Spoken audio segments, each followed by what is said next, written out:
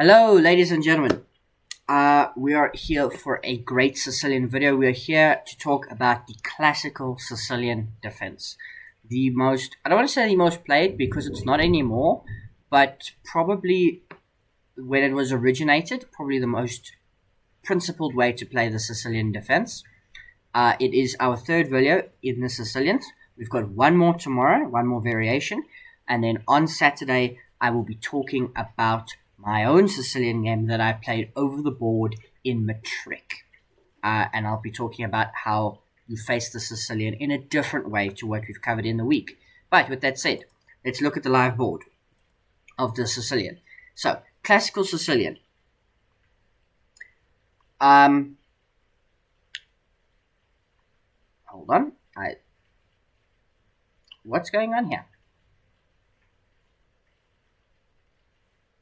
Okay, so how did we get here? So, e4, c5. Knight f3, d6. So this has been in just about everything we've covered so far. d4, takes. Knight here. Now, you'll remember this, and you remember, we can have a knight off, or we can have a dragon. But, we're going to be playing knight to c6. The classical variation of the Sicilian defense. And there's lots of ways to play from here. There really is. So the most predominant move is bishop to g5. So we're going to explore that first. And here, black plays e6 typically. And you'd say, why? That creates a pin. But it's not really. And it's a normal move. And we'll talk about it another time. And here, queen d2. Without question. And this is a common theme. You connect with the bishop because you're going to play long castles.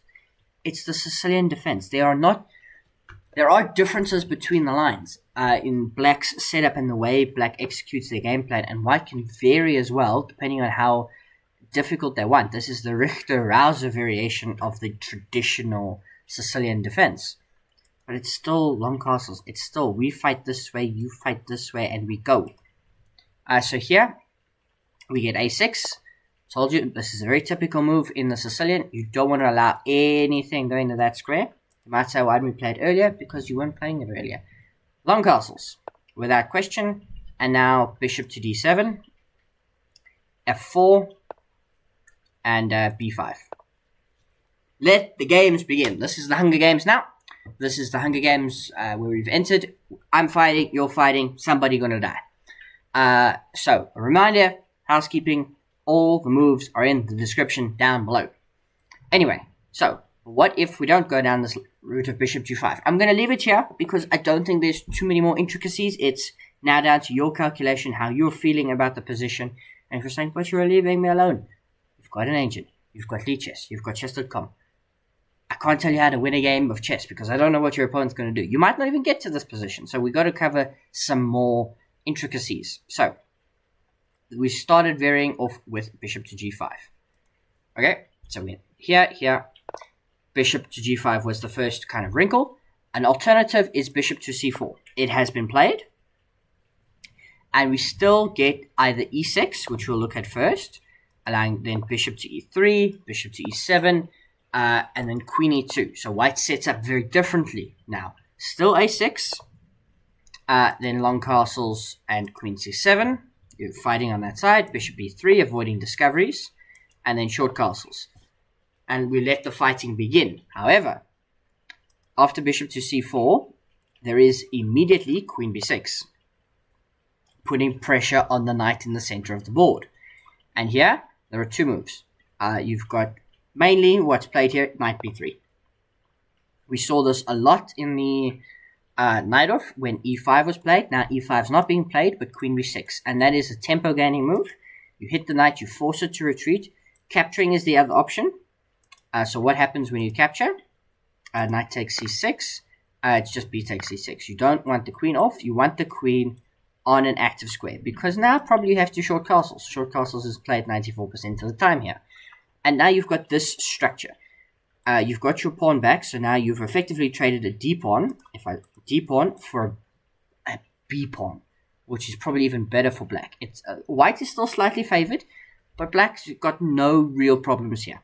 There are always going to be chances for white if you get your king away, and there's always, but now it's more of a chess game rather than a fight. And that sounds strange when you're always playing a chess game, but this isn't a bare knuckles brawl now. Anyway, there was another move here after knight b3. No, e6 is, yeah, knight b3, e6, short castles. What was the wrinkle we had? Oh, knight takes c6 instead. After knight b3, yeah. So after knight b3, e6, short castles, bishop e7, and you play chess. Now we get a tempo, we hit the queen retreats to c7, and we just fight, f4. Here we go. Sicilian defense. What more can you say? So those are kind of the permutations that come with bishop to c4. And those are the real main lines. There's one other line, which is a move we've seen before in Sicilians, which is bishop to e2. Don't let the highlighting fool you. And this is always the passive way to play, but it's like there's nothing wrong with playing passively, because you're just going to have a solid game and you're going to rely on outplaying your opponent. Instead of getting into a complicated fight, you're like, I'm just going to play a better chess game than you.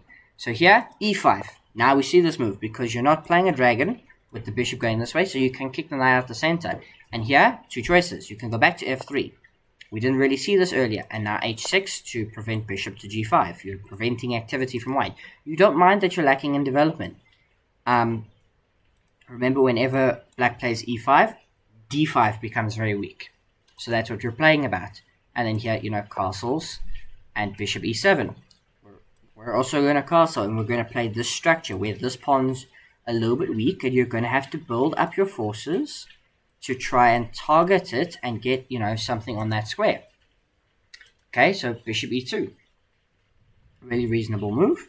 And here I said e5, there is also g6, wanting to go for like a dragon setup.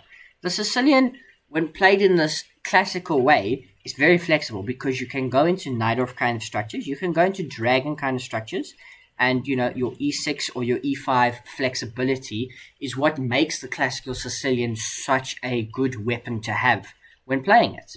I hope you've enjoyed this video. This is what I've covered of the classical Sicilian. I hope it has been enough for you. I hope it has been informative. I hope you enjoyed the video. If you did, leave a like, comment down below. Subscribe if you'd like to see more from me. Tell me if you didn't like the video. I hope you've gotten this far. I hope you've enjoyed it. But if you haven't, tell me about it in the comments down below. Hopefully I can improve the videos. I might reshoot this video. I might make a part 2 about the classical Sicilian. So we shall see. But I won't know unless you comment down below.